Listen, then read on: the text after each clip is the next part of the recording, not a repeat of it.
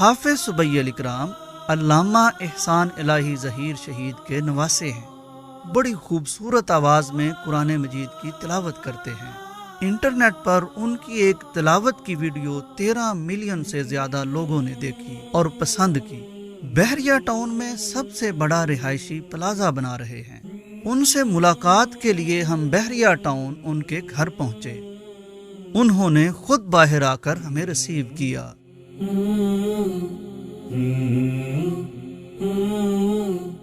جس مرکز کی بنیاد علامہ صاحب نے رکھی تھی، اس مرکز میں آج ان کا بیٹا حافظ ابتسام لائی خطبہ دے رہا ہے، اور الحمدللہ ان کا نواسا ادھر قرآن سناتا ہے۔ آپ MBBS ڈاکٹر بھی ہیں، آپ ایک ماشاءاللہ بہت شاندار کاروبار بھی کر رہے ہیں، وہ بھی ایک بڑا اچھا کام ہے آپ کا، بڑا منفرد کام ہے، لیکن یہ شہرت آپ کو کس وجہ سے ملی؟ یوسف بھائی، سب سے پہلے تو میں آپ کو خوش آمدید کہتا ہوں یہاں پہ۔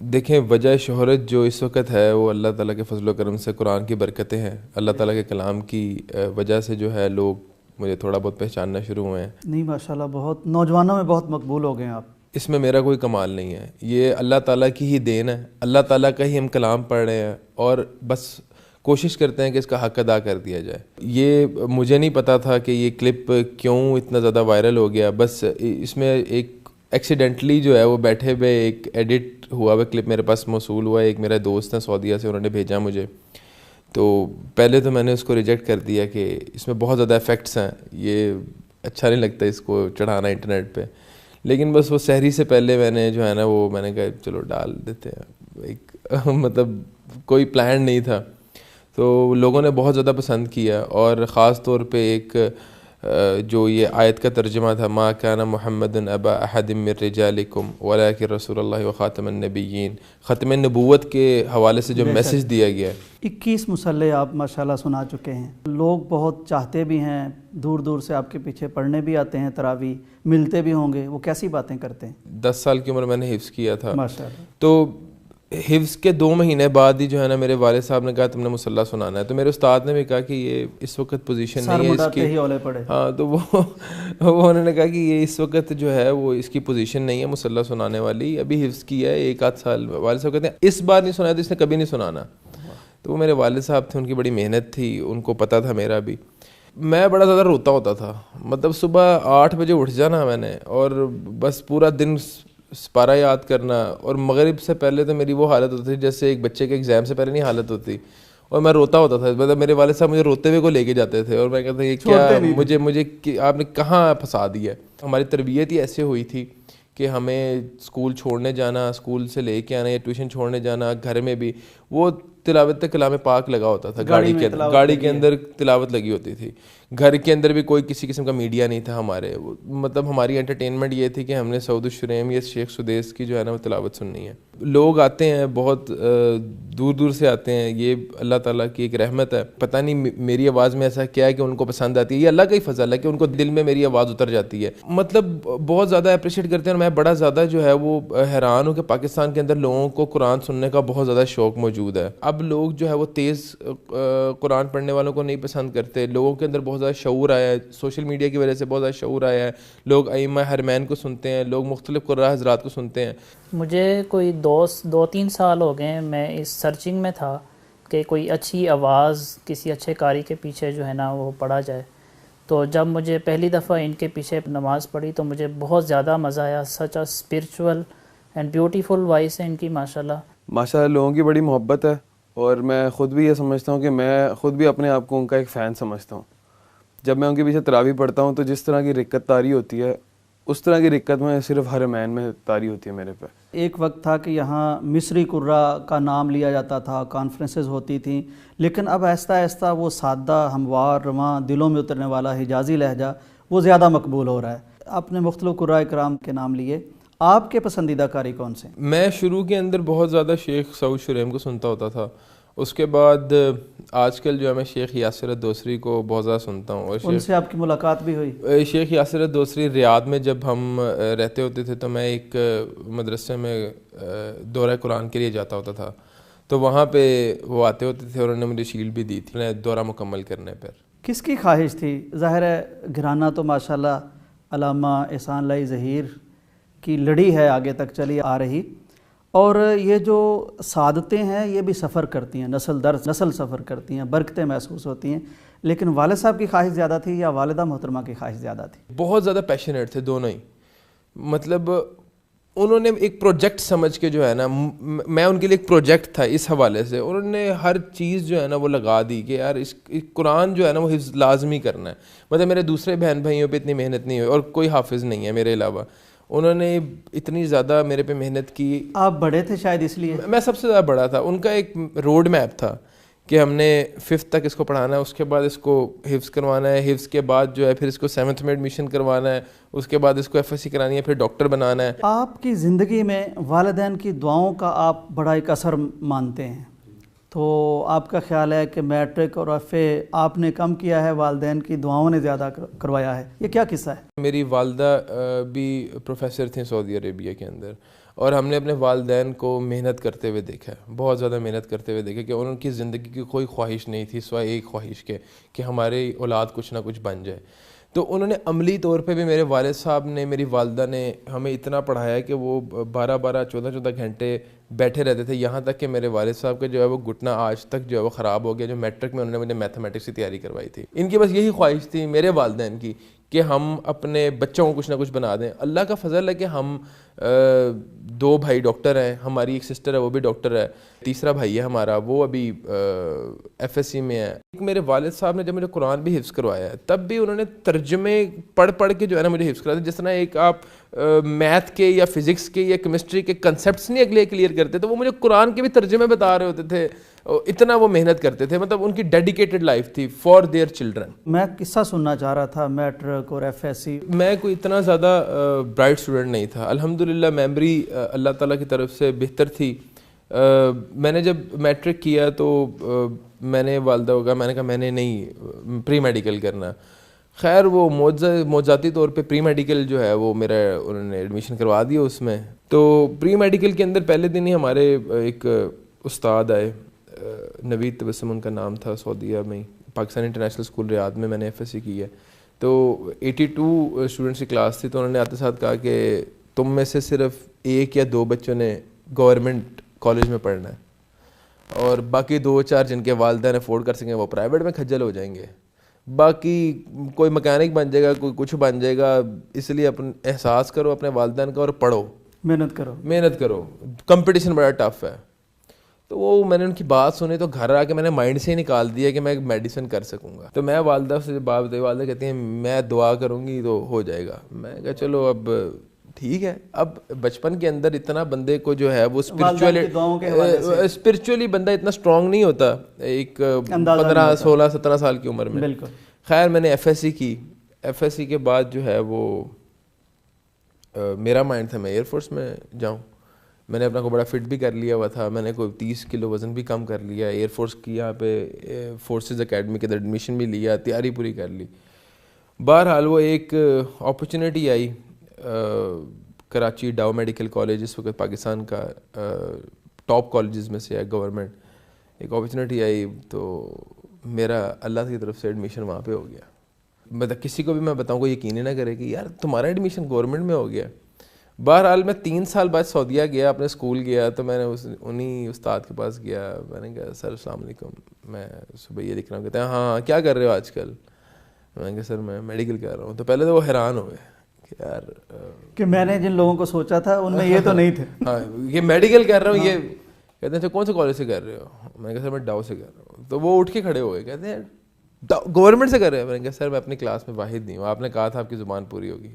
میں واحد بچہ تھا اپنی کلاس میں، اور صرف اس میں کوئی محنت نہیں تھی، کوئی اس کے اندر میری کوئی ایکسٹرا ایفرٹ نہیں، کوئی شامل نہیں تھی. صرف والدہ کی دعاؤں نے مجھے جو ہے نا وہ اٹھا کے گورنمنٹ میڈیکل کالج میں MBBS کروا دیا.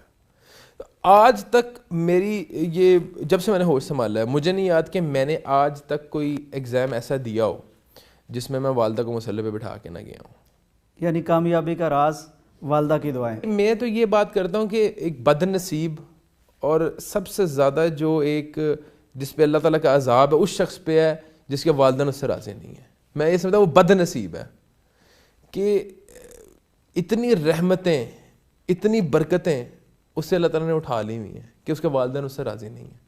تو میں یہ کہتا ہوں کہ کسی نے کامیاب ہونا, اور میں یہ اپنے دوستوں کو, اپنے بھائیوں کو یہ بات کرتا ہوں کہ یار امیر ہونا ہے نا, اگر امیر ہونا ہے تو والدین کو راضی کر لو.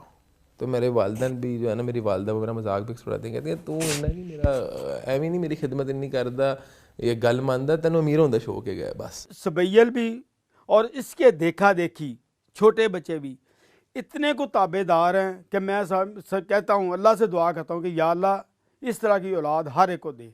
آپ نے ایک فون کیا تھا والد صاحب کو کہ آپ ریاض چھوڑیں اور مکہ پہنچے. میرا سرجری کا ایگزام تھا, وائوا تھا, ایک تھیوری ہوتی ہے اور ایک وائوا ہوتا ہے میڈیکل کے اندر.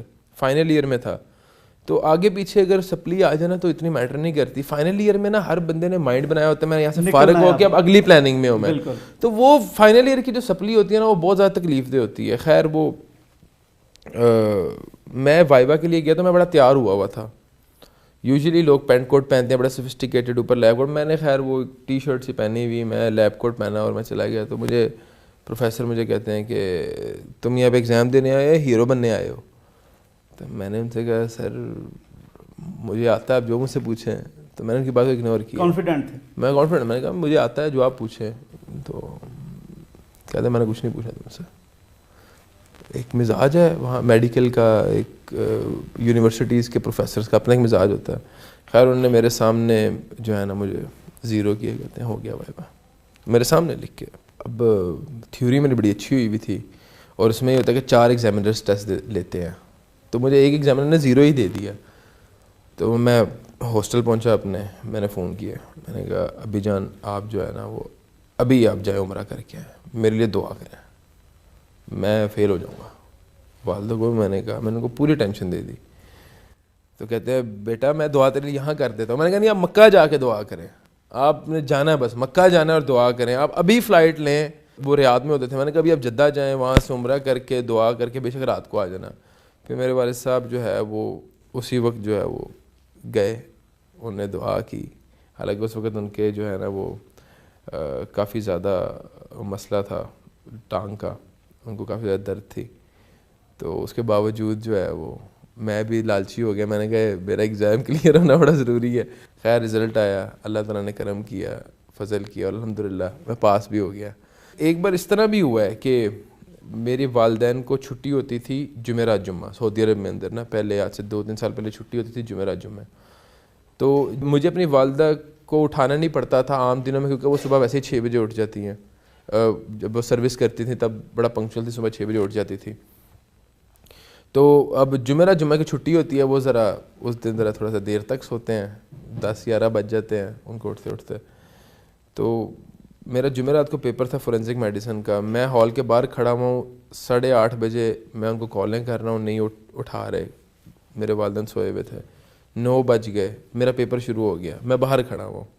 مجھے ایگزامنر کہتا ہے پیپر نہیں دینا, میں نے کہا نہیں میں بات نہیں دے سکتا. میں 9:15 ہو گئے, 9:30 ہو گئے, 9:45 ہو گئے, میں کالز کری جا رہا ہوں. میں اپنے اور کو وہاں پہ جو ہمارے جاننے والے ان کو بھی فون کر رہا ہوں کہ آپ گھر پہنچ کے اٹھائیں, میرا پیپر ہے, میں لیٹ ہو رہا ہوں. بہرحال کوئی 10 بجے قریب مجھے کال آئی. اب والد صاحب بھی کہتے ہیں بیٹا وہ ہماری آنکھ لگ گئی تھی, وہ تم ایزی ہو جاؤ, بس جاؤ اندر. میں نے اٹھا دیا, میں نے کہا میری ماما سے بات کرائیں آپ. تو والدہ سے انہوں نے میری بات کرائی. اس کے بعد جو ہے وہ میں مطمئن ہوں, میں نے کہا بیٹھے بھی مسلح پہ. میں خیر تو میں اندر گیا, پیپر دیا, 1 گھنٹہ میرے پاس تھا, اللہ کا شکر ہے الحمدللہ. تو مطلب کہنے کا مقصد یہ ہے کہ میں نے جب تک والدہ کو مسلح پہ نہیں بٹھایا تب تک میں آج تک ایگزام دینے نہیں گیا. اس کے علاوہ بھی کہیں بھی میں جا رہا ہوں, امپورٹنٹ بزنس میٹنگ میں بھی میں والدہ سے کہتا ہوں استخارہ کریں, دعا کریں. وہ مطمئن ہوتی ہیں تب میں کوئی اقدام لیتا ہوں, وہ نہیں مطمئن تو میں اس چیز کو جو ہے وہ اوائڈ کر دیتا ہوں.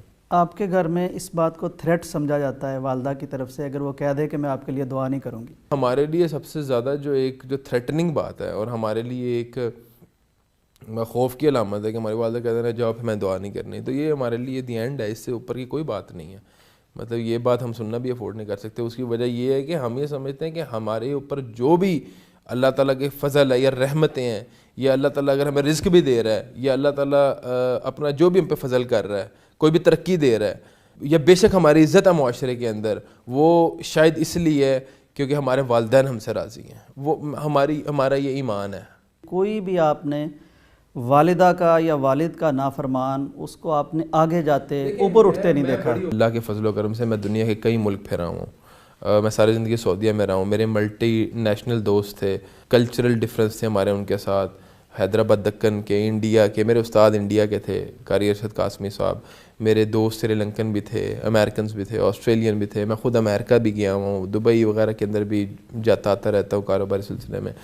تو مجھے بڑا انٹرسٹ ہوتا ہے اگر کسی بندے کو اللہ تعالیٰ نے دولت سے نوازا اس سے انٹرویو کرنے کا کہ یار کہ اس کی سکسیس سٹوری کیا ہے. تو میں نے اپنی زندگی کے اندر شراب پینے والا امیر دیکھا ہے, میں نے زنا کرنے والا بھی امیر دیکھا ہے, میں نے اپنی زندگی کے اندر جوا کھیلنے والا بھی امیر دیکھا ہے, میں نے بڑے زیادہ لوگ امیر دیکھے ہیں جن کے اندر ہر برائی تھی, لیکن میں نے والدین کا نافرمان امیر نہیں دیکھا. مطلب میں یہ نہیں بات کرتا کہ یہ برائیاں ہونی چاہیے انسان, لیکن والدین کی نافرمانی کرنے والا امیر میں نے نہیں دیکھا. اگر کوئی ہے تو مجھے میرے سامنے آ جائے. آپ نے سعودی عرب میں حفظ کیا, ماشاءاللہ وہاں رہے, بہت بابرکت سرزمین ہے. تو ہمارے ہاں بھی حفظ ہوتا ہے, ان میں کیا فرق محسوس کیا آپ نے؟ دیکھیں یہاں پہ جو ہے نا, میں یہ سمجھتا ہوں کہ یہ کتاب جو ہے نا وہ ایک اللہ تعالیٰ کا ایک معجزہ ہے. ایک تو یہ 1400 سال پرانا اسکرپٹ ہے, مطلب it's the oldest script exist in this world. اس سے پرانی کتاب نہیں, آپ لٹریچر نہیں دکھا سکتے اس سے پرانا, اور محفوظ ہے, اور محفوظ بدلا نہیں ہے. دنیا کے اندر ایسا کوئی اسکرپٹ نہیں ہے, ایسی کوئی کتاب کا کوئی ایک صفحہ بھی نہیں ہے جس کو ہو بہو فل سٹاپ ڈاٹس کے ساتھ کسی بندے کو یاد ہو. ہم نے MBBS کی ہے, ہم نے بہت زیادہ انٹیلیجنٹ لوگ دیکھے ہیں اپنی فیلڈ کے اندر, پروفیسر لیول کے لوگ دیکھے ہیں, ان کو بھی کتاب حفظ نہیں ہوتی, ان کو کنسیپٹس پتہ ہوتے ہیں کہ اس کے اندر کیا لکھا ہوا ہے, جن کو ایک ایک لفظ زبر پیش غنہ مد کے ساتھ پورا قرآن یاد ہوتا ہے. تو یہ معجزہ ہی ہے. جب ہم مصلی پہ کھڑے ہوتے ہیں تو ہماری زبان سے لفظ ادا ہو رہے ہوتے ہیں, اور ایک کوئی اللہ تعالیٰ کی طرف سے یہ کلام ہے کہ وہ لفظ کے ساتھ لفظ ملتے رہتے ہیں اور اندر سے نکلتے رہتے ہیں, اور مطلب ایک مشین کی طرح ہی جو ہے نا وہ ڈیلیور ہو جاتی. اتنی کمپلیکیٹڈ چیز نہیں ہے. ٹھیک, بچے کا دماغ کو سٹریس آؤٹ نہیں ہونا چاہیے. آپ جو ہے وہ ہماری جو ٹائمنگس تھیں وہ صبح 8 بجے سے لے کر 2 بجے تک تھیں. ہمارے والد صاحب ہمیں آفس جاتے ہوئے چھوڑتے تھے مدرسے میں, آفس سے آتے ہوئے لے لیتے تھے. تو ہم صبح 5-6 گھنٹے میرے خیال سے مدرسے میں ہوتے تھے, پورا دن ہمارے پاس فری ہوتا تھا, ہمارا مائنڈ ریلیکس ہوتا تھا. شام کو ہم نے 2 صفحے یاد کرنے ہوتے تھے, صبح جاتے ساتھ سنا دینے ہوتے تھے, اس کے بعد سب کی پار اور منزل. تو ہم نے تو اس طرح حفظ کر لیا, اور ہم نے اپنے ارد گرد لوگوں کو دیکھا, حد کوئی بچہ بہت ہی زیادہ اگر کوئی دیر لگا رہا ہے تو وہ 1.5 سال لگا رہا ہے, اس سے زیادہ وقت نہیں لگتا. 3-3, 4-4, 5-5 سال سمجھ سے باہر ہے, وہاں نہیں لگتے. تو اسی وجہ سے میں یہاں پہ ایک ادارہ بھی فارم کر رہا ہوں, ڈاکٹر سبیل اکرام قرآن اکیڈمی. اس کے اندر ایک تو حفظ کیا جائے گا, پھر کمپیریٹیو اسٹڈیز کی جائیں گی قرآن اور سائنسز کے حوالے سے. ماشاءاللہ, تو انشاءاللہ اس کی بنیاد رکھ دی گئی ہے. وہ جلد انشاءاللہ وہ میرے پیج کے اوپر اس کی ڈیٹیلز بھی انشاءاللہ شیئر ہو جائیں گے. آپ کی والدہ محترمہ وہ علامہ احسان لائی ظہیر رحمہ اللہ کی بڑی صاحبزادی ہیں, تو یقیناً گھر میں وہ باتیں ہوتی ہوں گی, وہ تذکرے تو ہوتے ہوں گے. بالکل. میری والدہ جو ہے وہ آج بھی اپنے جب بھی والد صاحب کا ذکر سنتی ہیں یا کوئی والد صاحب کی بات یا تقریر وغیرہ کبھی لگی ہوتی ہے تو وہ جو ہے نا بڑا زیادہ ایک افسردہ, اور ان کی آنکھوں سے آنسو نکل آتے ہیں. ہمیں بھی بہت زیادہ والدہ, کیونکہ میری والدہ شی واز دی ایلڈسٹ, اور سب سے بڑی تھیں اپنے بہن بھائیوں میں.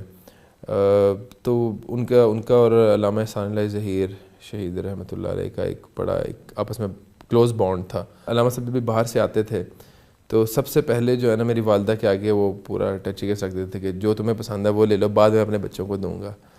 تو باقی ان کے لائف سٹائل کے حوالے سے کہ ہاؤ گریسفل ہی واز, ان کو اپنے لباس کا کتنا خیال ہوتا تھا, اور ان کا ایک لوگوں کے ساتھ کیا سلوک ہوتا تھا, لیڈرشپ کوالٹیز جو ان کے اندر تھی, وہ ہماری والدہ اور ہمارے والد صاحب ہمیں بتاتے ہیں کہ رات کے 2 بجے بھی اگر کسی کارکن کا فون آ جاتا تھا تو وہ امیڈیٹلی اس کو اسٹیشن پہ پک کر کے اس کے رہن سہن کا بندوبست کر کے وہ گھر آتے. تو مطلب he was not just a good orator, وہ ایک اچھے خطیب نہیں تھے, وہ ایک بہت اچھے لیڈر بھی تھے, اور ان کو اپنے تمام تر لوگوں کا احساس کر کے اور ان کو ساتھ لے کے چلتے تھے. تو ہم تو کوشش کرتے ہیں کہ ہم ان کی کوالٹیز کو اڈیپٹ کریں. یوسف بھائی, ایک میں حرم کے اندر گیا, وہاں پہ کلیت سنہ کے چیئرمین ڈاکٹر عبدالعزیز سے ملاقات ہوئی, تو انہوں نے ایک واقعہ سنایا. وہ کہتے ہیں کہ علامہ احسان علیہ ظہیر شہید اور شیخ بن باز رحمہ اللہ وہ بیٹھے ہوئے تھے, بڑی قربتیں تھیں ماشاءاللہ. وہ حج میں بیٹھے ہوئے تھے, تو ایک کوئی بندہ آیا وہاں پہ اور انہوں نے کہا کہ آپ کا یہاں پاکستان کا شیخ ایک عالم ہے جو کہ نا بڑی زیادہ وہ فرقوں پہ جو ہے نا وہ کتابیں اور تقریریں کرتا ہے, تو آپ کو نہیں لگتا کہ یہ جو ہے یہ تقسیم کر رہا ہے یا یہ جو ہے اس طرح نفرتیں بڑھیں گی؟ تو وہ علامہ صاحب جو تھوڑا سا جواب دینے ہائپر ہوئے, تو انہوں نے کہا شیخ ذرا تم حوصلہ رکھو. تو انہوں نے کہا کہ وہ جو کتابیں لکھتا ہے اس کے ریفرنسز کہاں سے, وہ خود سے بولتا ہے, وہ چپ ہو گیا. انہوں نے کہا کہ وہ جو کتابیں یا جو خطاب کرتا ہے وہ تمہاری کتابوں سے حوالے دے کے جو ہے وہ. اہم بات یہ ہے سبیل بھائی کہ احسان علیہ ظہیر عجم کے ہیں, عرب میں بیٹھے ہیں, عرب کے سب سے بڑے عالم ان کا دفاع کر رہے ہیں. اللہ تعالیٰ نے جو ہے نا ان کو اپنے پاس بلا لیا, لیکن اس کے باوجود آج جو ان کی شہرت ہے سعودیہ کے اندر, شاید ہی کوئی عالم دین ہو, شاید ہی کوئی ایسا بچہ جو یونیورسٹی میں جاتا ہو وہ ان کو نہ جانتا ہو, ان کی کتابیں نہ پڑھتا ہو. آپ سچ کہہ رہے ہیں. وہ تقریر جو صدام حسین کے سامنے علامہ صاحب نے کی اور صدام حسین اتنا متاثر ہوا, پھر اس کا اثرات دیکھے گئے. وہ توحید کے اوپر جو ان کے بیان ہیں وہ ایکسیپشنل ہیں. وہ حق کے اوپر سٹینڈ لے جاتے تھے بس, مطلب وہ جو ہے نا وہ ان کے لیے سچ اور حق کا وہ دفاع کرتے تھے اور اس پہ کوئی کمپرومائز نہیں کرتے تھے, جبکہ آج ایسا نہیں ہے. ہماری بدقسمتی ہے, آج بڑے تھوڑے علماء کرام ایسے رہ گئے ہیں جو اس طرح کے ہیں. یقیناً علامہ صاحب کو کچھ تحائف صدام حسین نے دیے تھے, وہ آج بھی آپ کے گھر میں موجود ہیں, کیا کیا ہے ان میں سے کچھ؟ صدام حسین نے علامہ احسان علیہ ظہیر کو جو ہے وہ دورہ عراق پہ جو ہے نا کچھ تحائف پیش کیے تھے, جو کہ علامہ صاحب نے میرے والد صاحب کو دیے تھے آگے, اور میرے والد صاحب نے مجھے آگے جو ہے وہ دیے ہیں. اس میں کچھ پینز ہیں اور ایک گھڑی ہے جس پہ اوپر صدام حسین کی تصویر بھی امبوزڈ ہوئی ہوئی ہے. وہ جو کلپ وائرل ہوا اور اس میں جو تلاوت ہے, ہم چاہیں گے وہ آپ یہاں بھی ہمارے ناظرین کو سنا دیں.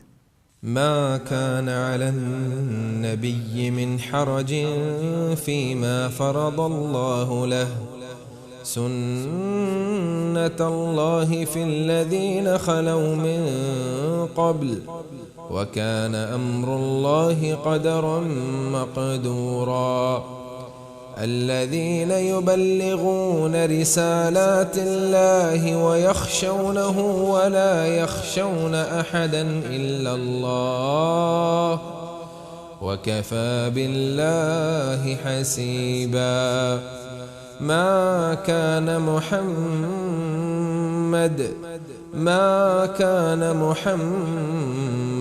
أبا أحد من رجالكم ولكن رسول الله وخاتم النبيين وكان الله بكل شيء عليما يا أيها الذين آمنوا اذكروا الله ذكرا كثيرا وسبحوه بكرة وأصيلا. فیملی کے ساتھ لنچ کیا, کھانا بڑا لذیذ تھا. آڈیو اسٹوڈیو میں تلاوت ریکارڈ کروائی, پھر مسجد گئے, حافظ صاحب نے اذان دی.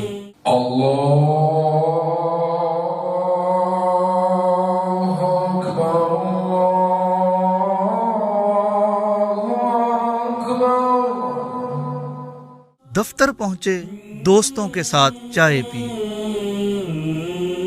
ڈاکٹر صاحب آپ نے ڈاکٹری پڑھی, جناح ہاسپٹل میں ہاؤس جاب بھی کی, اور پھر آپ یہ پراپرٹی کے کام میں آ گئے, کیا بنا؟ بیسیکلی میرا ہمیشہ سے جو ہے وہ بزنس جو ہے وہ پیشن تھا میرا, اور میڈیسن جو ہے دیٹ واز مائی پروفیشن. تو میں نے جو ہے وہ پیشن کو چوز کیا اوور مائی پروفیشن. 2015 میں جناح ہاسپٹل میں جاب کر رہا تھا, ہاؤس جاب کر رہا تھا. تو میرا یہاں پہ ہی بحریہ ٹاؤن میں گھر بن رہا تھا اس وقت. تو میں اکیلا اپنے بھائی کے ساتھ ہوتا تھا, یہاں پہ لاہور میں رہتا ہوتا تھا. تو میں اپنا گھر دیکھنے اکثر یہاں پہ آیا کرتا تھا بحریہ ٹاؤن کے اندر. تو بس آپ کہہ لیں کہ اتفاق سے ہی یہاں پہ کیونکہ ریئل اسٹیٹ کی بہت بڑی مارکیٹ ہے, تو میرے کچھ رشتہ دار بھی بحریہ ٹاؤن میں رہتے تھے، تو ان کے پاس کبھی کبھی آنا جانا ہوتا تھا، تو مارکیٹ میں بھی چکر لگ جایا کرتا تھا. تو بس اس طرح اتفاق سے کام شروع کر دیا پراپرٹی کا. تو انیشیلی تو بہت ہی چھوٹے لیول سے کام سٹارٹ کیا تھا، کچھ نقصانات بھی ہوئے. پھر ان نقصانات کو پورا کرنے کے لیے میں نے کہا کہ ایک بار یہ نقصان پورے کریں، پھر اس کے بعد آگے کچھ اور کام کریں گے. تو آئی واز ناٹ ڈیفینیٹ، ایک میرے یہ ویژن نہیں تھا کہ میں پراپرٹی کا کام کروں گا. البتہ یہ ضرور پتا تھا کہ میں بزنس ہی کروں گا، لیکن اللہ تعالیٰ نے اس فیلڈ کے اندر الحمدللہ ترقی دی تو اسی کو کنٹینیو کر لیا. کہتے ہیں کہ دیندار لوگوں کو دنیا کی سمجھ کم ہی آتی ہے.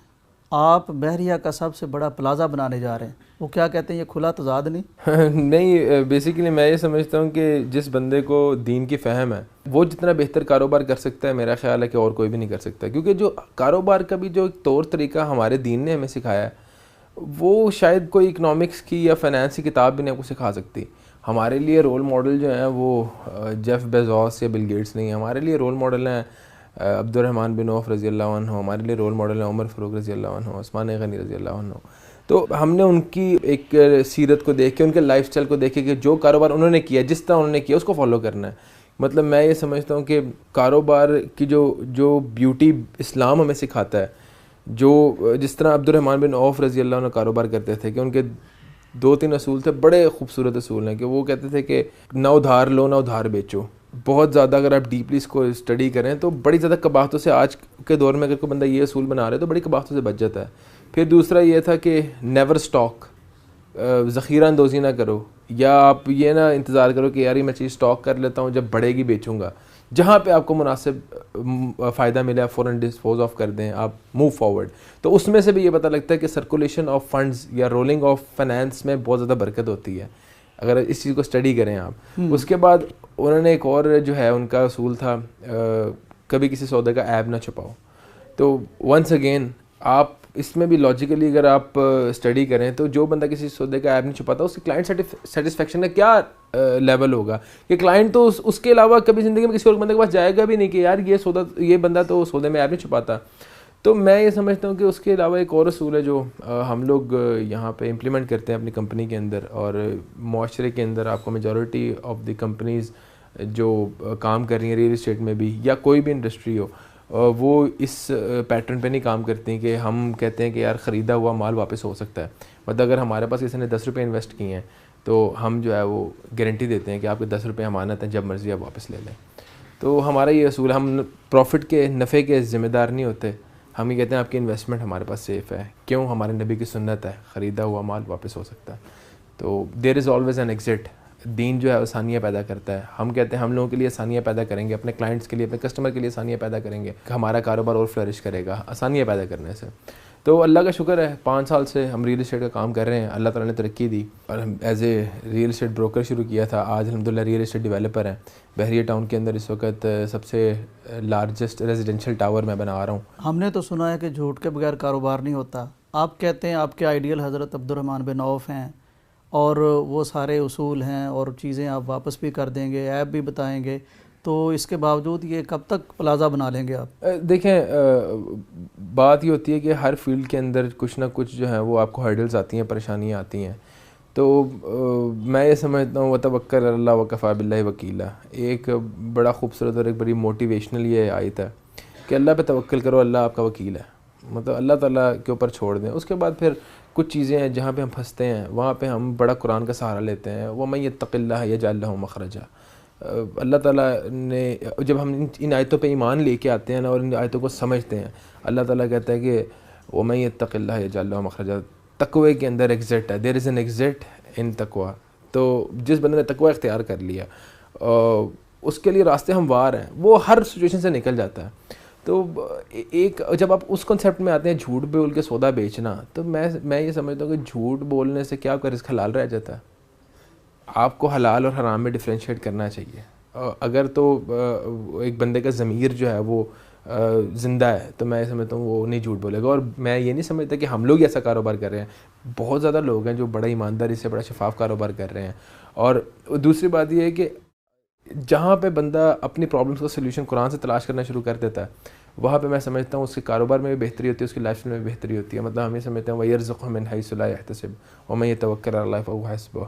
ہمارے لیے بے شمار رزق ہے انشاءاللہ اگر ہم اللہ پہ توکل کریں گے. اور پھر اس کے بعد اللہ تعالیٰ قرآن میں فرماتا ہے لَئِن شَكَرْتُمْ لَأَزِيدَنَّكُمْ وَلَئِن كَفَرْتُمْ إِنَّ عَذَابِي لَشَدِيدٌ. ہم شکر ادا کریں گے اللہ تعالیٰ زیادہ عطا کرے گا. لَئِن شَكَرْتُمْ مطلب اس آیت کے اندر بھی اللہ تعالیٰ نے بڑا کچھ سکھایا ہمیں کہ ایک تو پہلی بات اس آیت سے سیکھنے والی بات یہ ہے کہ ایک دین کے اندر یا اسلام کے اندر ناشکری ایگزسٹ نہیں کرتی, ناشکری ڈکشنری میں ہے ہی نہیں. یہ شکر ہے یا کفر ہے. تو اگر آپ شکر کرتے ہیں اللہ تعالیٰ کے فیصلوں پر راضی ہو جاتے ہیں تو اللہ تعالیٰ آپ کو اور عطا کرے گا, چاہے وہ رزق ہو, چاہے وہ مال ہو, چاہے وہ دولت ہو, چاہے وہ اولاد ہے. آپ اگر اللہ تعالیٰ کے فیصلوں پہ سبمیشن کر دیتے ہیں, اللہ تعالیٰ کے فیصلوں پہ راضی ہو جاتے ہیں. لیکن اگر آپ شکوہ, گلہ, مایوسی اختیار کریں گے تو وَلَئِن كَفَرْتُمْ إِنَّ عَذَابِي لَشَدِيدٌ, وہ عذاب ہے, کفر عذاب ہے. تو میں سمجھتا ہوں اپنے پرابلمس کا, اپنے ہرڈلس کا سلوشن قرآن سے تلاش کرنا چاہیے. تو آپ ہر مشکل کو جو ہے نا وہ آپ سر کر سکتے ہیں. کوئی ایسا مسئلہ نہیں ہے. کاروبار کرنا بہت ایزی ہے, اور جو بیسز ہوتی ہیں نا, ایک بنیاد ہوتی ہے. جب آپ بنیاد کو ایک سچ پہ کھڑا کر دیتے ہیں, ایک بنیاد کو اسلام کے اصولوں پہ کھڑا کر دیتے ہیں, تو وہ بنیاد بہت زیادہ مضبوط ہوتی ہے, اور وہ عمارت جس کی بنیاد مضبوط ہو وہ کبھی نہیں ہل سکتی. اسی طرح کاروبار کی طرح کی بنیاد سچ پہ, اصولوں پہ, اسلام کے اصولوں کے مطابق آپ نے بنائی ہے, تو آپ کا کاروبار جو ہے بڑا مضبوطی کے ساتھ کھڑا رہے گا. تو یہ اللہ کرے انہی اصولوں پر. میں یہ سوچ رہا ہوں کہ یہ وہ آیات ہیں جو عام طور پر مولوی حضرات, علماء حضرات ممبر سے بیان کرتے ہیں, تو سننے والے سنتے ہیں, اپنے ایمان کے مطابق اس سے ایک تاثر یا تاثیر لیتے ہیں. تو بینگ یعنی کاروباری شخصیت کے آپ اگر یہ آیتیں پڑھتے ہیں تو اس کا مطلب آپ کے تجربے اور مشاہدے سے یہ چیزیں سچ ثابت ہوتی ہیں. دیکھیں مشکلات آتی ہیں, ہمارے اوپر بھی ریسنٹلی بہت زیادہ مشکلات آئی ہیں, کاروبار کے اندر آئی ہیں, کرائسز آئی ہیں. کوئی ایسے ایلیمنٹس موجود ہوتے ہیں معاشرے میں جو آپ کا دھوکہ اور فریب کر دیتے ہیں, تو اوبویسلی آپ کہیں نہ کہیں اسٹک ہو جاتے ہیں. تب آپ کو ہمارے لیے بینگ اے مسلم کیا سہارا ہے؟ ہم لوگوں کا تو ایک ہی سہارا ہے, وہ سہارا اللہ ہے. تو جب کوئی آزمائش آئے یا جب کوئی مشکل آئے تو ہم نے تو پلٹ کے پھر اللہ کی طرف ہی جانا ہے. تو ہم نے اللہ تعالیٰ کی کتاب ہی کھولنی ہے, اس میں سے اپنے پرابلمس کا سلوشن جو ہے وہ ڈھونڈنا ہے. اور میں یہ سمجھتا ہوں کہ کوئی بھی بندہ, یہ ایک دنیا کا ایک فینومینا ہے, یہ ایک سرکل ہے. جب آپ کاروبار یا کسی فیلڈ میں جاتے ہیں تو مشکلات, آزمائشیں آتی ہیں. فرق یہ ہے کہ آپ دیکھنا جب مشکل یا آزمائش کے بعد یا کسی بھی ایسے مشکل حالات کے بعد, ہرڈل کے بعد, اگر تو بندہ اسلام کے قریب ہو جائے, اپنے رب کے قریب ہو جائے, تو وہ آزمائش تھی, وہ اللہ تعالیٰ نے اپنے قریب کرنا ہے بندے کو. اور اگر کوئی بندہ رب سے دور ہو جائے یا دین سے دور ہو جائے تو پھر وہ عذاب تھا. تو میں یہ سمجھتا ہوں کہ کاروبار کے اندر میں نے اپنے رب کو پہچانا ہے مزید, اور میں کوشش کر رہا ہوں کہ میں اپنے اللہ سے اور قریب ہوں, دین کو اور اچھے سے امپلیمنٹ کر سکوں. اس کی وجہ یہ کہ دین سے ہی برکت ہے. جو ایک پیٹرن ہے جو اسلام نے ہمیں سکھا دی ہے وہ بہت بابرکت اور بہت ہی رحمت والا پیٹرن ہے. یہ سب سے بڑا پلازا ہے بحریہ کا. جی ہمارا جو ہے یہ بحریہ کا سب سے بڑا ریزیڈینشل ٹاور ہے. یہاں پہ اوور 100 فلیٹس ہیں. تو اس میں دنیا کے ہر حصے سے تقریباً لوگوں نے یہاں پہ جو ہے وہ اپنے فلیٹس یہاں پہ خریدے ہیں, اور انشاءاللہ اس کی ہم 2 سال کے اندر تکمیل کر دیں گے اس پلازے کی. آپ نے آیات بھی پڑھی ہیں, دین کی طرف رغبت بھی ہے, کام بھی بہت بڑا ہے, تو لوگ مایوس تو نہیں ہوں گے آپ پہ ٹرسٹ کر کے؟ نہیں انشاءاللہ. دیکھیں میں یہ سمجھتا ہوں کہ نفع اور نقصان اللہ تعالیٰ کے ہاتھ میں ہے. ہم لوگ ایک چیز کی ضمانت دے سکتے ہیں کہ انشاءاللہ ہماری نیت بالکل ٹھیک ہے, اور ہم لوگوں نے خود مسلح پہ کھڑا ہونا ہے, اور ہم لوگوں نے پھر جو ہے وہ ایک اپنے بیک گراؤنڈ کا, فیملی کا ایک لیگیسی کو بچا کے چلنا ہے. تو انشاءاللہ ہم کوشش کریں گے کہ لوگوں کی جو امیدیں اس پہ پورا اتر سکیں, اور اللہ تعالیٰ جو ہے وہ ہماری مدد کرے. اس کی وجہ یہ ہے کہ انما الاعمال بالنیات, سارا جو عمل کا دار و مدار وہ نیت پہ ہی ہے. تو الحمدللہ ہم اس چیز کی ضمانت دیتے ہیں کہ ہماری نیت جو ہے وہ صاف ہے. بے شک ہمیں کچھ بھی نہ بچے, ہمیں مانیٹری بینیفٹ مطلب بے شک نہ ہو, لیکن ہمارے اگر جو کلائنٹس ہیں وہ ہمارے فیملی ممبر, وہ ہمارے اسٹیک ہولڈر ہیں, وہ میں مالک نہیں ہوں پروجیکٹ کا, وہ مالک ہیں. تو اگر ان تک چیز ڈیلیور ہو جائے تو میں سمجھتا ہوں سب سے بڑا پروفٹ ہے ہمارے لیے. کاروباری الجھنیں, پھر تراویح, مصلے پہ کھڑے ہونا, یہ قرآن مجید پڑھنے کے لیے کیسے وقت نکالتے ہیں؟ دیکھیں یہ ایک کنسیپٹ ہے میرا, اور کہ شاید یہ کتاب ہے جس کی وجہ سے اللہ تعالیٰ نے اتنی رحمتیں نازل کی ہیں، شاید اس کی وجہ سے اللہ تعالیٰ نے بے شمار رزق عطا کیا ہے.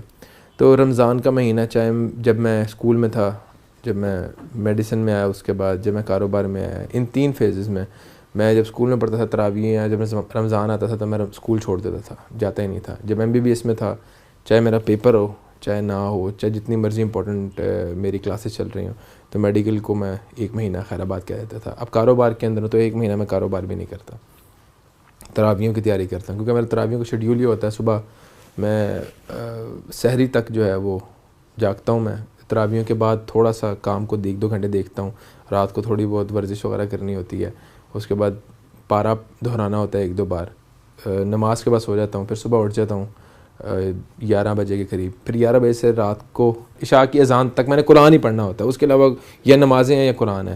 یہاں تک کہ میں افطاری بھی نہیں کرتا، کیونکہ اگر افطاری زیادہ کر لوں تو قرآن نہیں پڑھا جاتا، اور اگر سارا سحری کر لوں تو یاد نہیں صحیح ہوتا اور نیند بھی زیادہ آتی ہے. تو اپنی روٹین کو بہت زیادہ کیلکولیٹڈ رکھنا پڑتا ہے، اور نیند کو بھی پورا رکھنا پڑتا ہے کہ آپ کو مینٹلی بھی فریش ہونا پڑتا ہے.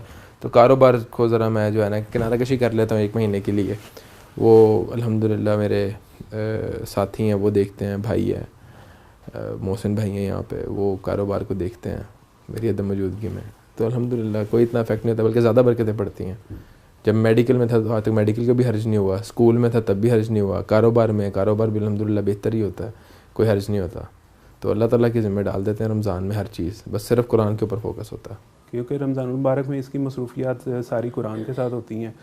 تو صبح اٹھ کے اس نے کال کر دینی کہ محسن بھائی یہ کام ہے، یہ شام تک آپ نے دیکھنے ہیں. وہ سارے میں کرتا ہوں، نیچے ہماری آفس کی ٹیم ہے ساری ماشاءاللہ، وہ سارے ہم مل کے کر لیتے ہیں. پھر شام کو تراویح پہ بھی پہنچنا لارس روڈ پہ. پھر کئی دفعہ ہوتا ہے ان کے سامنے چھٹی بھی ہو تو اس میں پیچھے کھڑے ہو کے سننا بھی. اور اس کے علاوہ پھر جب سفر پہ ہوتے ہیں تو اس میں بھی کئی دفعہ ایسے مواقع آئے ہیں کہ اس کے پاس ٹائم نہیں ہونا کہیں یعنی سنانے کا. تو وہ گاڑی کہتا تھا کہ آپ ادھر آ جائیں، ڈرائیو میں کرتا ہوں، اور ڈرائیو کرتے کرتے یہ پارا سنا رہے ہیں اور میں ساتھ بیٹھا سن رہا ہوتا ہوں. آپ کا کیا خیال ہے؟ سمجھا جاتا ہے کہ جو دین کی طرف آ گیا، قرآن مجید کی طرف آ گیا، میں نے سبھی آپ کی طرح کانفیڈنٹ نہیں دیکھے لوگ. آپ کیا سمجھتے ہیں کہ ایک مسئلے پہ کھڑے ہونے والے شخص کو کاروباری ہونا چاہیے، یا اس کو بالکل کٹ آف کر کے صرف مسئلے کا ہو کے رہ جانا چاہیے؟ دین کی خدمت کس طرح زیادہ ہو سکتی ہے؟ میں یہ سمجھتا ہوں، یہ میرا اپنا ویو ہے، everyone is entitled to his own opinion. ہر بندہ جو ہے اپنی رائے رکھنے کا جو ہے مطلب اپنی رائے رکھنے کا اختیار اس کو حاصل ہے.